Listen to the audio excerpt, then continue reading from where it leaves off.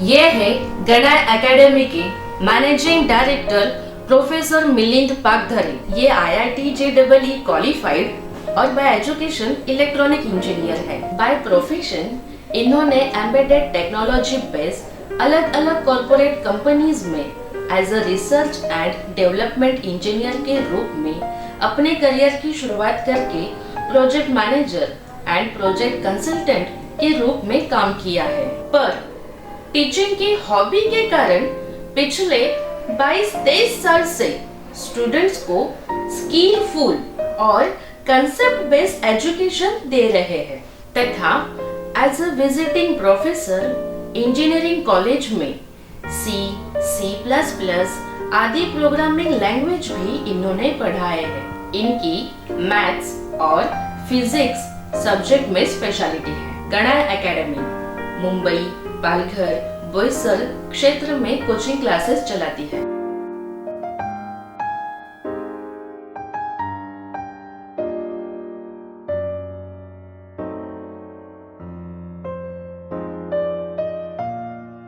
नमस्कार दोस्तों, गणा एकेडमी में सिखाए जाने वाले फाउंडेशन बिल्डर कोर्स के बारे में आज डिस्कशन करेंगे।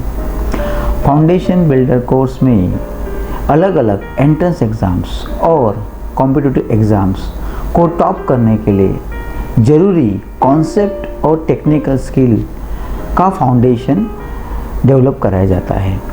Entrance exams IIT, engineering, medical और CA के एडमिशन्स के लिए होती है। Competitive exams IAS, IPS, railway, bank आदि सिविल सर्विसेज के लिए होती है। सबसे पहले हम टेक्नोलॉजी एंड इंजीनियरिंग कॉलेज के बारे में जानते हैं। इस सेगमेंट में सबसे टॉप मोस्ट कैटेगरी आती है IIT यानी Indian institute of technology. Central government के अंतर्गत ऑल इंडिया में इसके 23 कॉलेजेस हैं। इसमें एडमिशन्स लेना टॉप मोस्ट प्रेस्टीज माना जाता है क्योंकि यहाँ से इंजीनियरिंग करने के बाद एनुअल सैलरी पैकेज का रेंज 15 लाख से लेकर 1 करोड़ तक का होता है। सेकंड कैटेगरी में NIT यानी नेशनल इंस्टीट्यूट ऑफ टेक्नोलॉजी, जिनके अंतर्गत भारत भर में 31 कॉलेजेस हैं, और CFTI यानी सेंट्रली फंडेड टेक्निकल इंस्टीट्यूट, जिनके अंतर्गत भारत भर में 20 कॉलेजेस हैं। इनमें एडमिशन्स लेना भी एक प्रेस्टीज ही माना जाता है क्योंकि यहाँ से इंजीनियरिंग करने के बाद एनुअल सैलरी पैकेज का रेंज 7 लाख से लेकर 50 लाख तक होता है। लास्ट कैटेगरी में अदर इंजीनियरिंग कॉलेजेस आते हैं, जिसमें स्टेट गवर्नमेंट या प्राइवेट सेक्टर के अंतर्गत लगभग 500 से ज़्यादा कॉलेजेस आते हैं। यहाँ से इंजीनियरिंग करने के बाद एनुअल सैलरी पैकेज का रेंज 3 लाख से लेकर 25 लाख तक होता है। इन सारे टेक्नोलॉजीज या इंजीनियरिंग कॉलेजेस में एडमिशन्स के लिए कौन कौन सी एंट्रेंस एग्ज़ाम देनी होती है उसके बारे में जान लेते हैं। सबसे टॉप कैटेगरी के IIT में एडमिशन्स लेने के लिए 2 लेवल में एग्ज़ाम्स ली जाती है। फर्स्ट लेवल में JEE मेंस होती है।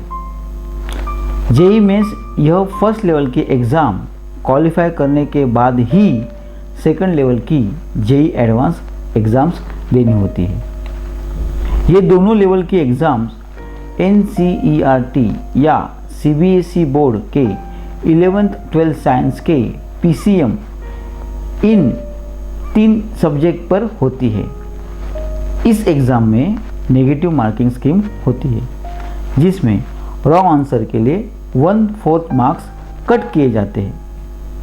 सेकंड कैटेगरी के NIT या CFTI में एडमिशन्स के लिए सिर्फ JEE मेंस देनी होती है।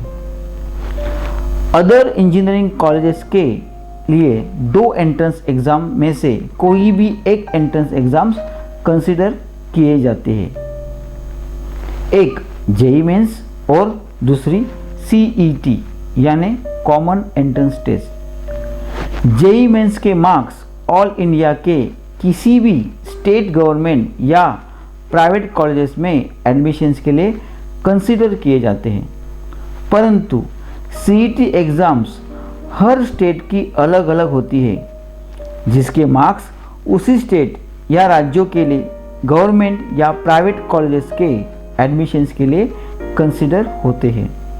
यानी गुजरात सीईटी के मार्क्स महाराष्ट्र में मान्य नहीं होंगे और महाराष्ट्र सीईटी के मार्क्स अन्य किसी दूसरे स्टेट के कॉलेजेस में एडमिशन्स के लिए मान्य नहीं होंगे। अभी हम आते हैं मेडिकल सेक्शन में। मेडिकल कॉलेजेस के अंतर्गत 3 सेगमेंट आते हैं, जिसमें से सबसे टॉप सेगमेंट में एमबीबीएस कैटेगरी आती है। भारत भर में इनके सेंट्रल गवर्नमेंट, स्टेट गवर्नमेंट या प्राइवेट सेक्टर के अंतर्गत 235 कॉलेजेस है। ये एलोपैथी बेस्ड स्टडी होती है।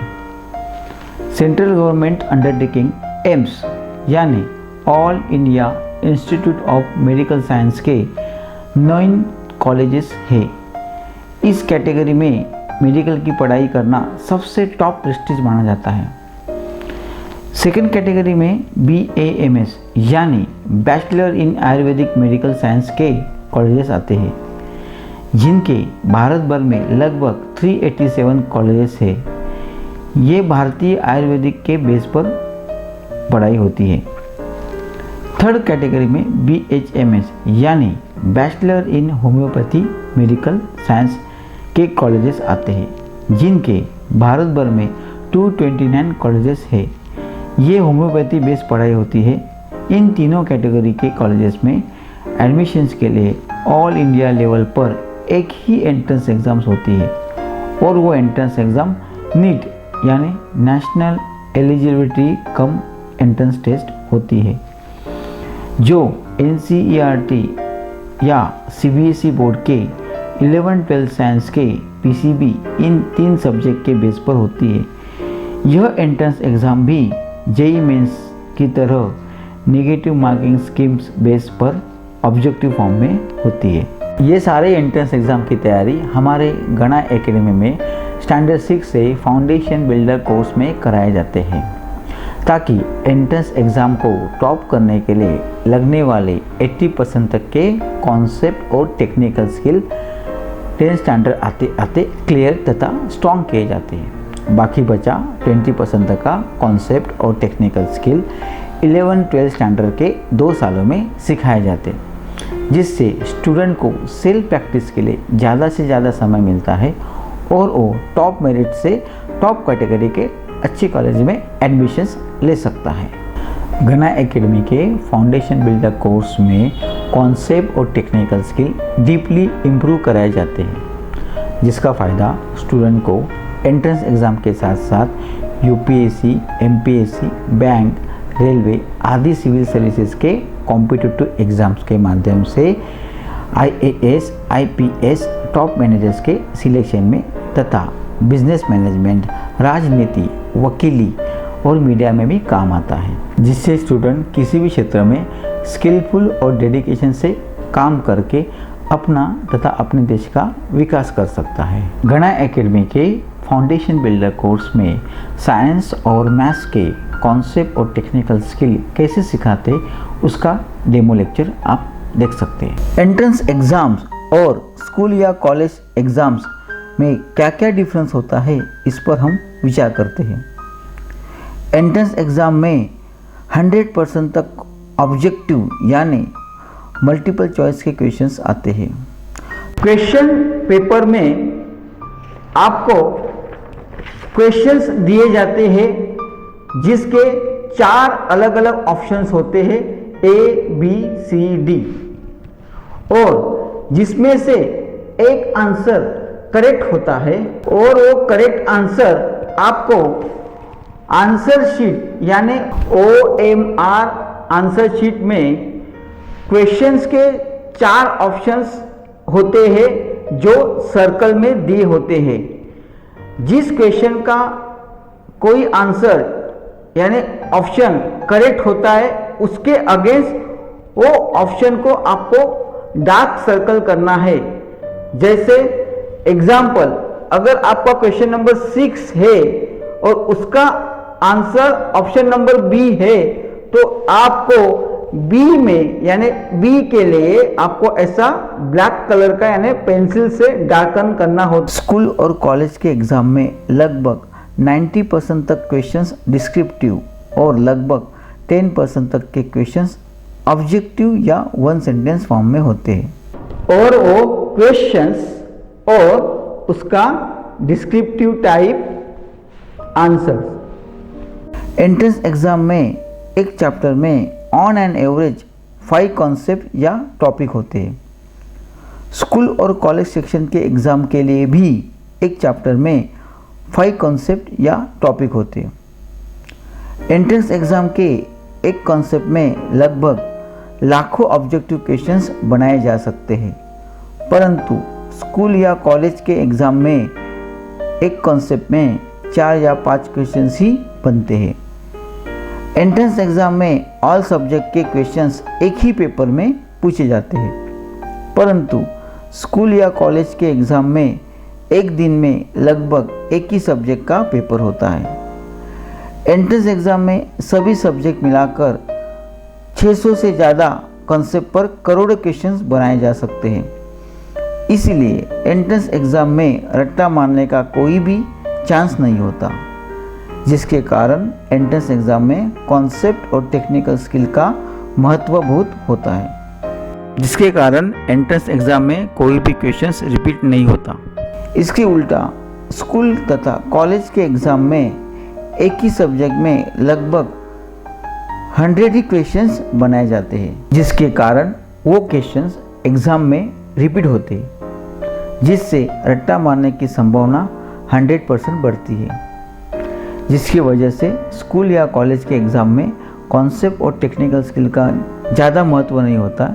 यानी अगर कोई स्टूडेंट स्कूल या कॉलेज के एग्ज़ाम में 100 में से 100 मार्क्स भी लेकर आए, तो भी उसके कॉन्सेप्ट और टेक्निकल स्किल स्ट्रॉन्ग ही होते हैं, इसकी कोई भी गारंटी नहीं होती। हमारे गणाई एकेडमी में फाउंडेशन बिल्डर कोर्स में एंट्रेंस एग्ज़ाम के लिए लगने वाले कॉन्सेप्ट और स्किल्स कैसे सिखाए जाते, इसका डेमो में आपको अभी देता हूँ। मैथ्स में एक फार्मूला आता है, ब्रैकेट में a प्लस बी ब्रैकेट का होल स्क्वायर, उसका आंसर आता है a square plus 2ab plus b square. अभी ये फार्मूला का टेक्निक्स क्या होता है, उसके लिए मैं थोड़ा सा आपको इलेबोरेट करता हूँ। हम लोग स्टार्ट करते 2 टर्म का ब्रैकेट में सबसे लोवेस्ट पावर आता है 1 से स्टार्ट करते, यानी a प्लस बी ब्रैकेट का पावर 1। a आपका फर्स्ट टर्म है, b आपका सेकंड टर्म है। इसको लिखने के लिए जो कॉन्सेप्ट होता है उसमें हम लोग क्या करते हैं, तो जो आपका पावर 1 है उसमें एक ऐड करते हैं और यहाँ पे मैं 2 कोएफिशिएंट लिखता हूँ और वो एक एक में स्टार्ट होता है 1 1। उसके बाद ये जो 1 है एक कोएफिशिएंट के तौर पे काम करता है और उसके लिए आंसर जो होता है 1, उसमें फर्स्ट टर्म के लिए हम लोग हाईएस्ट पावर लेते a⁻1, इसमें हाईएस्ट पावर 1 है इसलिए a⁻1। सेकंड टर्म जो होता है वो हमेशा 0 से स्टार्ट होता है, इसलिए उसका पावर होता है b⁻0। उसके बाद ये सेकंड कोएफिशिएंट आपको लेना है, उसके साथ फर्स्ट टर्म का जो हाईएस्ट पावर है उसको आपको 1 से डिक्रीज करना है, यानी 1 के बाद आएगा 0, और जो सेकंड टर्म का जो 0 पावर है उसको हम इंक्रीज करना है, यानी b⁻1। यानी a के लिए हम डिक्रीज कर रहे हैं पावर और ये सेकंड टर्म b के लिए हम इंक्रीज कर रहे हैं। अभी स्टॉप कैसे हो गया, एक तो ये 1 1 आ गया, इसका मतलब स्टॉप, नहीं तो आप आइडेंटिफाई कर सकते इसका पावर मैक्सिमम 1 है तो ये 1 आ गया, और इधर भी 1 है तो स्टार्टिंग में 1 और एंडिंग में भी 1 सेम जो पावर आता है। या तो सेकंड टर्म का 0 तो इसमें फर्स्ट टर्म का 0 आने के बाद आपको स्टॉप करना है, नहीं ये आपका स्टॉपिंग पॉइंट हो गया। उसका आंसर आता है a प्लस बी। अब ये कैसे आता है आंसर? तो आपको मालूम है कोई भी नंबर्स का पावर अगर 0 हो जाता है तो उसका आंसर आ जाता है 1, यानी 1 into a raise to 1 a, b raise to 0 1, यानी 1 इंटू ए इंटू 1 आंसर आएगा ए। इस टर्म के लिए देखिए 1 a raise to power 0 answer 1 और बी रेस टू 1 बी, यानी 1 into 1 into b is equal to b, यानी आप लिख सकते हो bracket a plus b raise to power 1 is equal to a plus b. Power 1 के बाद पावर 2, यानी first term a plus second term b to the bracket square. उसका answer के लिए हम लोग यहाँ पे फोकसिंग करेंगे। यहाँ पे देखिए 1 और 1 प्लस 1 का एडिशन करने के बाद यहाँ पे मैंने लिखा 2 और बाद में जैसे यहाँ पे 1 1 लिखा है वैसे ही मैं यहाँ पे 1 1 लिखूंगा, यानी 1 2 1। यहाँ पे पावर 2 है, उसमें कितने टर्म होते हैं? एक ऐड करने के बाद कितने टर्म हो गए? 1 2 1, ये 3 टर्म हो गए, यानी ये 3 टर्म आपको कोएफिशिएंट के रूप में काम आएंगे। अभी इसको कैसे लिखना है? देखिए 1 कोएफिशिएंट लिखा, फर्स्ट टर्म आपका ये है, उसका मैक्सिमम पावर आपने देखा तो 2 है, तो मैंने स्टार्ट किया 2 से, और आपका हमेशा सेकंड टर्म क्या कहां से स्टार्ट होता है? 0 से, तो मैंने 0 लिया। उसके बाद ये फर्स्ट कोएफिशिएंट 1 था, अभी सेकंड कोएफिशिएंट मैंने लिया 2, और आपको फर्स्ट टर्म का पावर अभी डिक्रीज करना है। 2 के बाद यहां पे आपने लिखा a रेस टू 1, और जो second term b raise to 0 है उसको इंक्रीज करना है, यानी b रेस टू 1। उसके बाद थर्ड टर्म के लिए आपने ये थर्ड कोएफिशिएंट लिया 1, यहाँ पे 1 लिखा, और 1 का जो पावर 1 था उसको एक डिक्रीज करना है तो हो गया 0, और b का पावर 1 है उसको इंक्रीज करना है, आपको हो गया 2। और आपको स्टॉप यहाँ पे क्यों होना है? क्योंकि आपका मैक्सिमम पावर अचीव हो गया b का, क्योंकि पहले a से आपने मैक्सिमम पावर लिया था और b 0 हो गया। अभी आपका वाइस वर्सा हो गया, यानी a रेस टू 2 की जगह b रेस टू 2 हो गया, और b रेस टू 0 की जगह a रेस टू 0 हो गया, यानी आपका वाइस वर्सा पावर चेंज हो गया। इसके कारण आपको यहाँ पे स्टॉप करना है, यानी 1 2 3 टर्म। अभी आपको मालूम है a रेस टू 0 और b रेस टू 0 ये 1 होता है, तो इसमें क्या हो जाएगा? 1 a raise to 2 b raise to 0 1 आएगा a raise to square. Second term के लिए 2 a raise to 1 b raise to 1, यानी 2ab। थर्ड टर्म देखिए 1 a रेस टू पावर 0, जिसका आंसर आता है 1, यानी 1 into 1 b raise to square, 1 into 1 into b raise to square, answer आएगा b raise to square. वैसे ही हम 2 के बाद नेक्स्ट पावर आपका आता है 3, यानी first term a plus second term b, उस ब्रैकेट का पावर 3। उसका कोएफिशिएंट कैसे लेने का है? प्रीवियस कोएफिशिएंट आपने देखा होगा 2 के पावर के लिए 1 2 1। इसी में आपको क्या करना है? ये 1 प्लस 2 कितना आता है? 3, यहाँ पे आपने 3 लिखा। उसके बाद 2 प्लस 1 यहाँ पे आता है 3, वापिस 3 लिखा, और सेम प्रोसीजर 1 1 यहाँ पे आपको डालना है, यानी जब पावर 3 हो जाता है आपके टर्म्स हो जाते 1 3 3 1, ये होता है 3 1 2 3 4 टर्म्स आपके हो जाते हैं। अभी हम लोग वही प्रोसीजर फॉलो करेंगे। आपको पहला कोएफिशिएंट आपका 1 के साथ पहला टर्म है उसको हाईएस्ट कोएफिशिएंट से पावर देना है, हाईएस्ट पावर आपको देना है 1 a raise to highest power उसका 3 है। उसके बाद जो सेकंड टर्म थे उसके लिए आपको सबसे 0 वाला है, 0 पावर आपको देना है, यानी a raise to 3 b raise to 0। अभी सेकंड कोएफिशिएंट जो आपका है 3, उसके साथ a जो फर्स्ट टर्म का पावर होगा उसको आपको डिक्रीज करना है 1 से, यानी 3 के बाद आएगा 2, और b जो सेकंड टर्म है उसका पावर 0 है उसको 1 से इंक्रीज करना है 1 से, तो आपको हो जाएगा b रेस टू 1। वैसे ही थर्ड टर्म के लिए कोएफिशिएंट है 3, और 3 लिया, और फर्स्ट टर्म जो आपका है उसका पावर 2 है उसको आपने डिक्रीज किया 1, और सेकंड टर्म है उसका पावर 1 है उसको आपको इंक्रीज किया 2, और बाद में लास्ट टर्म आता है उसका कोएफिशिएंट 1 है, वो 1 से मल्टीप्लाई करने के बाद ए का भी पावर 1 से डिक्रीज होके 0 हो जाएगा और बी का जो पावर है जो 2 है उसका डिक्रीज होके इंक्रीज होके 3 हो जाएगा। वैसे ही आपका भी आंसर कैसे बनेगा, a raise to 0 b raise to 0 answer 1, तो जहां जहां पावर 0 हो जाएगा आंसर 1 हो जाएगा। तो ऐसे में 1 इंटू ए क्यूब इसका आंसर आएगा 1, तो ये आंसर हो जाएगा ए क्यूब। आपने ए क्यूब यहाँ पे लिखा। सेकंड टर्म के लिए 3a square b raise to 1 3a square b 3a square b आपने लिखा। उसके बाद थर्ड टर्म के लिए वापस 3a b square 3a b square. Last term के लिए a रेस टू 0 1 हो जाएगा, 1 into 1 b raise to cube answer आ जाएगा b raise to cube. Next power है 3 के बाद 4 a प्लस b ब्रैकेट का पावर 4। इसमें कोएफिशिएंट कैसे निकालते हो, अभी यहाँ पे 4 पावर है तो आपके टर्म कितने होने चाहिए, 4 प्लस 1 5 टर्म। देखिए 1 2 3 4 5। अभी ये कोएफिशिएंट कैसे निकाले जाते हैं, तो प्रीवियस कोएफिशिएंट के बेस पे प्रीवियस कोएफिशिएंट में फर्स्ट टर्म और सेकंड टर्म का ऐड करने के बाद 1 प्लस 3 आपको 4 लिखना है। उसके बाद सेकंड और थर्ड का ऐड करने के बाद आपको 3 प्लस 3 6 लिखना है। उसके बाद 3 प्लस 1 ऐड करने के बाद आपको 4 लिखना है और वापस आपको रिपीट करना है यहाँ पे 1 और 1, यानी आपके कोएफिशिएंट बन गए total 4 plus 1 that is 5 terms 1 2 3 4 5 terms के कोएफिशिएंट 1 4 6 4 1।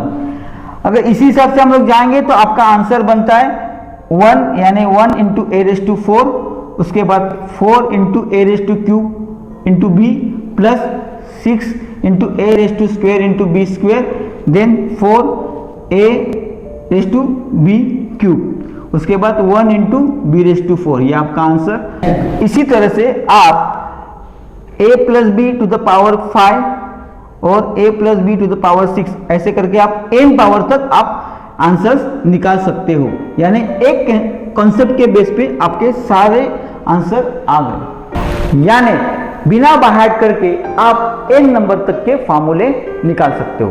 अभी हम फिजिक्स में चार्ज टॉपिक के ऊपर डिस्कशन करेंगे। चार्ज जो आप सबको मालूम होता है, चार्ज आप जैसे बैटरी में चार्जिंग होता है या सेल में चार्जिंग होता है, आपका मोबाइल चार्जिंग करते हैं, तो वो सब जगह आप चार्ज वर्ड यूज करते हो।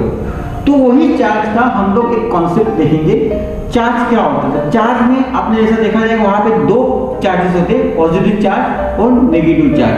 आप सेल में भी देख सकते हो वहां पे एक पॉजिटिव साइन होता है, एक जगह नेगेटिव साइन होता है। अब ये पॉजिटिव चार्ज और नेगेटिव चार्ज होते क्या है, उसके बारे में हम आज थोड़ा सा इलैबोरेट करेंगे। जैसे पॉजिटिव चार्ज में एग्जैक्टली क्या होता है और नेगेटिव चार्ज में एग्जैक्टली क्या होता है। दोनों ही चार्ज में it is a flow of electron. अभी इलेक्ट्रॉन फ्लो का मतलब क्या है, इलेक्ट्रॉन ही क्यों फ्लो होते हैं वो भी हम आपको बताएंगे। पहले हम लोग जाते उसको पॉजिटिव चार्ज किसको कहते हैं और नेगेटिव चार्ज किसको कहते हैं। अभी पॉजिटिव चार्ज का मतलब होता है स्ट्रांगनेस। आपको मालूम है जो स्ट्रांग होता है वो हमेशा क्या करता है, दूसरे की मदद करता है। वैसे ही ये जो पॉजिटिव होता है इसका मतलब स्ट्रांग होता है। किसमें स्ट्रांग होता है, इलेक्ट्रॉन देने के लिए स्ट्रांग होता है, इलेक्ट्रॉन देने के लिए स्ट्रांग होता है, इलेक्ट्रॉन को दे सकता है। तो किसको देता है वो इलेक्ट्रॉन, तो इलेक्ट्रॉन को देता है नेगेटिव चार्ज को, क्योंकि नेगेटिव चार्ज क्या करता है, इलेक्ट्रॉन हमेशा एक्सेप्ट करता है और वो होता है देता है। इसका मतलब ये electron positive charge electron donate करता है, तो ये होगा इलेक्ट्रॉन डोनर और ये होगा इलेक्ट्रॉन एक्सेप्टर। दोनों जगह इलेक्ट्रॉन है, पर ये डोनेट करने के बाद कारण इसमें इलेक्ट्रॉन की जो भी कॉन्सेंट्रेशन होता है कम हो जाता है, इसलिए इसको कहा जाता है इलेक्ट्रॉन डेफिशिएंसी, यानी इलेक्ट्रॉन की संख्या यानी मात्रा या क्वांटिटी यहाँ पे कम हो जाती है, क्योंकि वो डोनेट करता है। किसको डोनेट करता है, नेगेटिव चार्ज को। इसलिए नेगेटिव चार्ज को हम लोग बोलेंगे इलेक्ट्रॉन एफिशिएंसी, इसको कहेंगे हम लोग इलेक्ट्रॉन एफिशिएंसी, यानी इसमें इलेक्ट्रॉन ज्यादा रहते हैं क्योंकि वो एक्सेप्ट करते हैं। अभी आप बोलोगे कि जो स्ट्रांग होता है उसके पास इलेक्ट्रॉन कैसे कम हो गए, तो मैं आपको सिंपल एग्जांपल देता हूं। आपके घर में आपके पापा हो गए, जो घर में पैसा कमा के अपने माँ को देते, अपनी या आपके माँ को देते, क्योंकि वो अपना घर संभालती है। तो जब भी महीना खत्म होता है तो पापा क्या करते, उनके पास पैसे की कमी रहती है और वो मम्मी के पास जाते हैं कि आपके पास अगर कुछ पैसा हो तो मुझे दे दो। इसका मतलब क्या है, जो स्ट्रांग होता है, जो पैसा कमा के लाता है, वो हमेशा मंथ एंड के बाद वीक होता है, क्योंकि वो डोनेट उसने ऑलरेडी किया होता है। तो वैसे ही इसी कॉन्सेप्ट के ऊपर ये जो स्ट्रांगनेस होता है पॉजिटिव चार्ज का, वो इलेक्ट्रॉन देना ही जानता है, इसीलिए वो इलेक्ट्रॉन डेफिशिएंसी में आ जाता है। और ये इलेक्ट्रॉन लेना चाहता है, इसलिए इलेक्ट्रॉन एफिशिएंसी में आते हैं, यानी इसके पास इलेक्ट्रॉन की संख्या ज्यादा होती है, यहाँ पे इलेक्ट्रॉन की संख्या कम होती है। यही दोनों में डिफरेंस है। अभी हम आते हैं कि कोई भी चार्ज होता है वो एक प्रकार का एटम ही होता है, और एटम में दो पार्ट होते हैं, इलेक्ट्रॉन और प्रोटॉन। इलेक्ट्रॉन हमेशा नेगेटिव होता है, उसका सिंबल ऐसा डार्क होता है, और प्रोटॉन हमेशा पॉजिटिव होता है, जो ऐसा होल से दिखाया जाता है। तो हम लोग आते हैं पॉजिटिव चार्ज, ये आपका पॉजिटिव चार्ज और ये आपका नेगेटिव चार्ज। ये कैसे काम करते हैं? जैसे पॉजिटिव चार्ज में क्या होता है, दोनों ही होते हैं, प्रोटॉन भी होता है और इलेक्ट्रॉन भी होता है। तो ये पॉजिटिव चार्ज क्या करता है कि इलेक्ट्रॉन को डोनेट करता है, क्योंकि यहाँ पे फ्लोइंग कौन करने वाला होता है, इलेक्ट्रॉन फ्लो होता है। प्रोटॉन कभी फ्लो नहीं करता है, प्रोटॉन वैसे के वैसा रहता है, प्रोटॉन नेवर फ्लोज। तो जब भी इस पॉजिटिव चार्ज के पास नेगेटिव चार्ज आएगा तो वो क्या करेगा, अपना इलेक्ट्रॉन वो देने की कोशिश करेगा उसको, और ये इलेक्ट्रॉन लेने की कोशिश करेगा। जब वो इलेक्ट्रॉन देगा तो यहाँ पे वो क्या क्रिएट करेगा, क्या छोड़ेगा, होल छोड़ेगा, होल यानी प्रोटॉन छोड़ेगा, क्योंकि जब नेगेटिव निकल जाता है तो पॉजिटिव आ जाता है, इसलिए यहाँ पे पॉजिटिव प्रोटॉन हो गया। तो जितने भी इलेक्ट्रॉन्स यहाँ पे जाएंगे वो क्या छोड़ेंगे, आपको यहाँ पे आपको होल छोड़ेंगे और यहाँ पे इलेक्ट्रॉन छोड़ेंगे, यहाँ पे इलेक्ट्रॉन आ जाएंगे। इसका मतलब यहाँ पे आपने देखा, जब पॉजिटिव चार्ज और नेगेटिव चार्ज एक साथ आने के बाद पॉजिटिव चार्ज इलेक्ट्रॉन को डोनेट करता है नेगेटिव चार्ज के पास, यानी आपका यहाँ पे आपने देखा कि यहाँ पे ज्यादा से ज्यादा होल है और कम से कम इलेक्ट्रॉन है। यहाँ पे इसके मतलब इसका इलेक्ट्रॉन डेफिशिएंसी, यहाँ पे इलेक्ट्रॉन की संख्या और नंबर्स कम हो जाते हैं, और यहाँ पे इलेक्ट्रॉन की संख्या है ना इंक्रीज हो जाती है, यानी इलेक्ट्रॉन एफिशिएंसी यहाँ पे हो जाती है। अभी हम लोग नेक्स्ट पार्ट में देख रहे हैं कि प्रोटॉन क्यों नहीं फ्लो होता है और इलेक्ट्रॉन ही क्यों फ्लो होता है। अभी हम आते हैं कि इलेक्ट्रॉन ही क्यों फ्लो होता है, कोई भी एटम में या कोई भी चार्ज में प्रोटॉन क्यों नहीं फ्लो होता है, क्योंकि Charge में आपने देखा प्रोटॉन भी रहता है और इलेक्ट्रॉन भी रहता है, तो इलेक्ट्रॉन ही क्यों फ्लो होता है वो आपको अभी हम लोग समझाते हैं। देखिए, कोई भी जो एटम्स होता है उसके अंदर एक न्यूक्लियस होता है, न्यूक्लियस में प्रोटॉन और न्यूट्रॉन होते हैं। प्रोटॉन हमेशा पॉजिटिव चार्ज होता है, वो होल के जैसे काम करता है, और न्यूट्रॉन हमेशा चार्जलेस होता है। और उसके सराउंडिंग में आपने देखा होगा कि इलेक्ट्रॉन घूम रहे अलग अलग ऑर्बिट में। तो ऐसा क्यों कि इलेक्ट्रॉन ही घूम रहे, प्रोटॉन नहीं घूम रहे? तो उसके लिए मैं अभी सिंपल सा आपका एक जनरल एग्जांपल देता हूँ। अगर शिवाजी महाराज और सलमान खान एक जंगल में जा रहे हैं और सामने से एक शेर आता है, तो शेर को देख के सलमान खान भागने की कोशिश करेगा, पर शिवाजी महाराज सलमान खान को रोक के बोलेंगे कि बेटा तुम रुको, मैं शेर से मुकाबला करता हूं। आप सभी को मालूम है कि शिवाजी महाराज जी ने अपने गुरु को शेरनी का दूध लाके दिया था, परंतु सलमान खान बाहर से बॉडी बिल्डर दिख रहा है, परंतु वो अंदर से निगेटिव होने के कारण वो पहले शेर को देख के भाग जाएगा। परंतु शिवाजी महाराज उसको अपनी पॉजिटिव एनर्जी देके यानी इलेक्ट्रॉन देके उसको रोकने के लिए मजबूर करेंगे। वैसे ही यहाँ पे जो प्रोटॉन होता है उसके पास पॉजिटिवनेस होता है, और वो क्या करता है कि अपना जो भी एनर्जी है वो इलेक्ट्रॉन्स को बाइंड करने के लिए देता है, और इसके कारण वो जो इलेक्ट्रॉन्स होते हैं ना वो घूमने की कोशिश करता है, भागने की कोशिश करता है, पर ये प्रोटॉन उसको बाइंड करके रखने के कारण वो उस ऑर्बिट में घूमता रहता है। वैसे ये इलेक्ट्रॉन भी उसी ऑर्बिट में घूमता रहता है बिकॉज ऑफ द प्रोटॉन। वैसे भी ये इलेक्ट्रॉन भी इस ऑर्बिट में घूमता रहता है।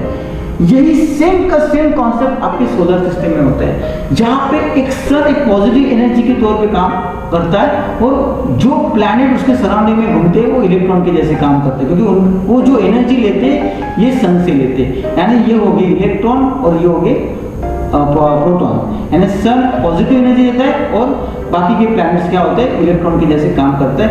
वही सिस्टम सारे आपके बायोलॉजिकल सिस्टम में भी वही सिस्टम होता है। यही आपका एक कॉन्सेप्ट है जो हम आपको बताने जा रहे हैं। हमारे गणा एकेडमी के फाउंडेशन कोर्स में हम क्या क्या दे रहे हैं ये हम आपको एक्सप्लेन करते हैं। गणा एकेडमी के फाउंडेशन बिल्डर कोर्स को 4 सेगमेंट में डिवाइड किया है। फर्स्ट सेगमेंट में इंटरैक्टिव क्लासरूम लेक्चर्स होते हैं। ये क्लासरूम कोचिंग होने के कारण टीचर्स स्टूडेंट का फेस रीड करके उसको टॉपिक क्लियर हुआ है कि नहीं ये जान सकता है, ताकि स्टूडेंट कोई भी डाउट तुरंत पूछ के क्लियर कर सकता है। ये सेशन बैच कैटेगरी के हिसाब से मिनिमम 60 to 80 आवर्स या ज़्यादा से ज़्यादा 150 to 180 आवर्स का होता है। इनमें पढ़ाने वाले teachers engineering, highly qualified doctors या NIT बैकग्राउंड के होते हैं। ये सबसे ज़्यादा इफ़ेक्टिव टीचिंग होती है। सेकंड सेगमेंट वीडियो लेक्चर्स का है, जो ऑनलाइन या ऑफलाइन दोनों में से कोई भी एक फॉर्म में हो सकता है। जो टीचर्स आउट ऑफ कंट्री या आउट ऑफ सिटी होते हैं और फिजिकली प्रेजेंट नहीं रह सकते, उनके लेक्चर्स ऑनलाइन कराते हैं और ऑफलाइन में रिकॉर्डेड तथा एनिमेटेड वीडियो होते हैं। थर्ड सेगमेंट में नोट्स आते हैं, ताकि स्टूडेंट जो भी क्लासरूम में सीखते हैं वो उसी दिन पर घर पर जाकर नोट्स से रिवाइज कर सकता है। फोर्थ सेगमेंट टेस्ट का होता है, जो ऑनलाइन या ऑफलाइन इस फॉर्म में होता है, ताकि स्टूडेंट को कितना टॉपिक्स क्लियर हुआ है वो जान सकते हैं। जो भी हमारे गणा एकेडमी के फाउंडेशन बिल्डर कोर्स में एडमिशन लेने के लिए इच्छुक हो, वो हमें इस नंबर पे कांटेक्ट कर सकते हैं और वो नंबर है 8482977492। वापिस 8482977492। अगर आपको हमारी इन्फॉर्मेशन अच्छी लगी हो तो आप हमारे YouTube चैनल पे जाके गणा एकेडमी या फाउंडेशन बिल्डर कोर्स इस नाम से सर्च करके उसे लाइक, शेयर या कमेंट कर सकते हैं।